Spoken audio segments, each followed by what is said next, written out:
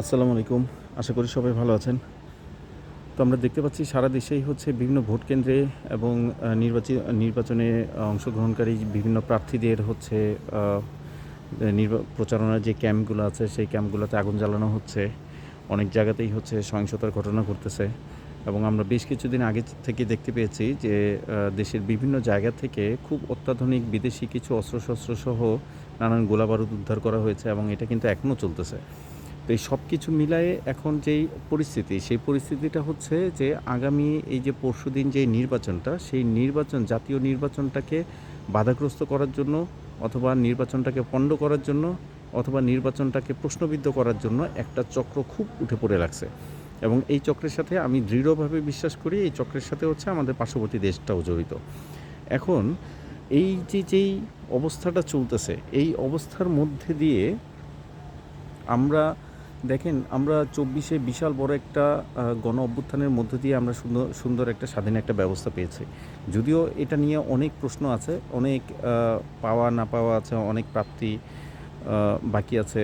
তো তারপরেও সব কিছু মিলিয়ে আমরা এত বড় একটা ফ্যাসিস্টের পতন ঘটানোর পরে এখন যেই সময়টা, সেই সময়টা হচ্ছে আমরা আমাদের পছন্দের যেই জনপ্রতিনিধি, সেই জনপ্রতিনিধিকে নির্বাচিত করার একটা সময়। এবং এইটার মাধ্যমে হচ্ছে আমরা জুলাইকে বাস্তবায়ন করতে পারি। এইটার মাধ্যমে আমরা দেশের সার্বিক কল্যাণের স্বার্থে একদম সুযোগ্য প্রার্থী এবং দলকে হচ্ছে আমরা সিলেক্ট করতে পারি বাংলাদেশের পরবর্তী অগ্রযাত্রাটাকে আগায় নিয়ে যাওয়ার জন্য এবং বাংলাদেশ বিনির্মাণের জন্য। তো এমন একটা সূক্ষ্ম সময়, এমন একটা ইম্পর্ট্যান্ট একটা সময়তে একটা চক্র নানানভাবে হচ্ছে চেষ্টা করতেছে এবং এরা কিন্তু আগামী পরশুর নির্বাচনে একটা বড় ধরনের গণ্ডগোল করার চেষ্টা করতেই পারে। এই যে এত অস্ত্রশস্ত্র পাওয়া যাচ্ছে, এত গোলাবারুদ পাওয়া যাচ্ছে বিভিন্ন জায়গায়, এটা তো এমনিতে না। এটা তো খেলাধুলা করার জন্য না। এটা এই নির্বাচন ব্যবস্থাটাকে প্রশ্নবিদ্ধ করার জন্যই করা হচ্ছে। তো সব কিছু মিলায় যে পরিস্থিতিটা আছে, এই পরিস্থিতিতে যেই কিছুই করুক, যা কিছুই করুক না কেন, যেভাবেই হোক আমাদেরকে হচ্ছে ভোটটা দিতে হবে। এবং তাদের উদ্দেশ্য কিন্তু একটাই, সেটা হচ্ছে নানান ধরনের ঝুট ঝামেলা করে মানুষকে হচ্ছে ভোট কেন্দ্রে যাওয়াতে হচ্ছে নিরুৎসাহিত করা।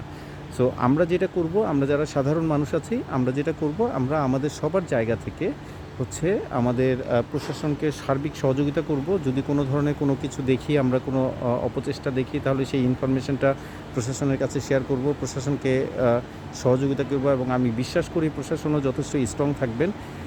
তো এই সব কিছু মিলায় যত যাই হোক, এই সময়টা আমাদের জন্য খুবই ইম্পর্ট্যান্ট। যেভাবেই হোক আমাদেরকে ভোট কেন্দ্রে যেতে হবে এবং আমাদের পছন্দের প্রার্থীকে ভোটটা দিতে হবে। এইবার এত বছর পরে আমরা আমাদের ভোটাধিকার ফিরে পেয়েছি। সো এই সময়টাতে হচ্ছে ভোটটা দেওয়াটা খুবই জরুরি। দেশের স্বার্থে, নিজের স্বার্থে, জাতির স্বার্থে, আমাদের সব কিছুর স্বার্থে হচ্ছে ভোটটা আমাদের দেওয়াটা খুবই জরুরি।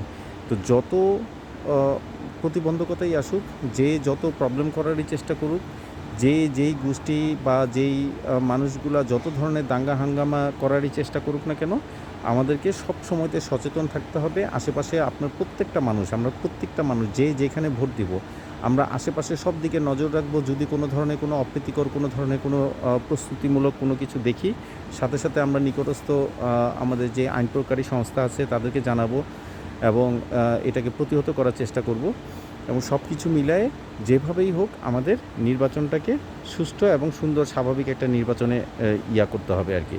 এবং ভোট যেন কোনো পক্ষ বা কোনো গোষ্ঠী বা কোনো প্রার্থী যেই হোক, কেউ যেন ভোট যেন কারচুপি করতে না পারে, নির্বাচনটাকে যেন ম্যানিপুলেট করতে না পারে। সব কিছু মিলিয়ে যেন সুন্দর একটা স্বতঃস্ফূর্ত একটা নির্বাচন যেন হয়, সেই দিকে আমাদের সবার মনোযোগ রাখতে হবে। আমরা বিশ্বাস করি যে আগামীর এই নির্বাচনটা দিয়ে আমরা সবাই সবার পছন্দের প্রার্থীদেরকে হচ্ছে ভোট দিয়ে আমাদের প্রতিনিধিত্বে নিয়ে আসতে পারবো এবং এই নির্বাচনের মধ্য দিয়ে বাংলাদেশে ইনসাফ কায়েম হবে। এই নির্বাচনের মধ্য দিয়ে মানুষ হচ্ছে তাদের ব্যক্তি স্বাধীনতা ফিরে পাবে, মানুষ তাদের নাগরিক স্বাধীনতা ফিরে পাবে এবং নাগরিক অধিকারগুলো প্রতিষ্ঠা হবে। সুষ্ঠু একটা বিচার ব্যবস্থা তৈরি হবে এবং সব কিছু মিলায়ে আমরা সুন্দর একটা বাংলাদেশ বিনির্মাণের দিকে এগিয়ে যাব। যেই বাংলাদেশ বিনির্মাণের কথা আমরা স্বপ্ন দেখেছি জুলাই অভ্যুত্থানের পরে থেকে, সেই স্বপ্নটা বাস্তবায়নের সময় আসছে এটা। তো যত বাধাই আসুক, যত প্রতিকূলতাই আসুক আমাদের ভোটটা দিতে হবে এবং সুন্দরভাবে ভোটটা দিতে হবে। সবাই সুশৃঙ্খলভাবে আমরা ভোট কেন্দ্রে যাব, সবাই নিয়ম মেনে আইন প্রয়োগকারী সংস্থার নির্দেশনা অনুযায়ী সব সুন্দর মতো যেয়ে ভোট কেন্দ্রে যেয়ে সব কোনো ধরনের কোনো বিশৃঙ্খলা তৈরি না করে আমরা ভোটটা দিব। আমরা পছন্দের প্রার্থীকে ভোটটা দিব, যিনি বাংলাদেশের পক্ষে আছেন, যেই প্রার্থী হচ্ছে বাংলাদেশের পক্ষে আছে, আমাদের ইনসাফের পক্ষে আছে, আমরা তাকেই নির্বাচিত করব। অবশ্যই একজন জুলাই যোদ্ধা হিসাবে আমি সবাইকেই আহ্বান জানাবো যে সবাই হচ্ছে গণভোটে হ্যাঁ ভোট দিবেন। তারপরেও হচ্ছে সবাই সবার ব্যক্তিগত জায়গা থেকে হচ্ছে অন্যান্য যেই জাতীয় নির্বাচনের যেই ভোটটা, সেই ভোটের জায়গা থেকে হচ্ছে আপনারা সবাই সবার পছন্দের মতো করে ভোটটা দিবেন।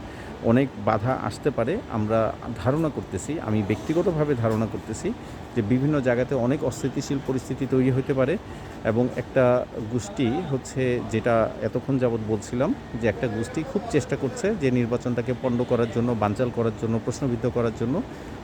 ওরা ওদের মতো করে আপ্রাণ চেষ্টা করবে। তারপরেও হচ্ছে প্রশাসনের জায়গা থেকে তো অবশ্যই কাজ করবে এবং আমি বিশ্বাস করি প্রশাসন খুব স্ট্রংলি কাজ করবে এগুলোকে প্রতিহত করার জন্য। তার পাশাপাশি আমাদেরকেও সচেষ্ট থাকতে হবে, সচেতন থাকতে হবে, আমরা প্রশাসনকে সার্বিক সহযোগিতা করব। তো সব কিছু মিলায়ে আশা করি সুন্দর একটা নির্বাচন হবে।